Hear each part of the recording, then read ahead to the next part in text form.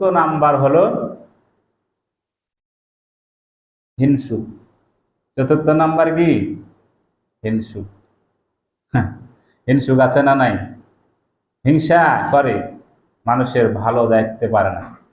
একজন মানুষ ভালোভাবে চলাফেরা করছে, ভালো খাচ্ছে, হিংসায় কলিজা ফেটে যায়, ঠিক না?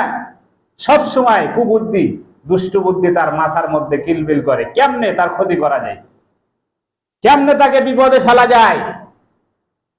এরকম মানুষ সমাজে কম না বেশি? অনেক বেশি। তাহলে হিংসুককে আল্লাহ তাআলা শবে কদরের রাত্রে তার দোয়া কবুল করবেন না। বন্ধুগণ, যদি আমার মধ্যে এরকম স্বভাব থেকে থাকে, আমার এই অভ্যাস থেকে থাকে, আজকের পর থেকে অবশ্যই আমি হিংসাকে পরিত্যাগ করব। কি করব? হিংসাকে পরিত্যাগ করব।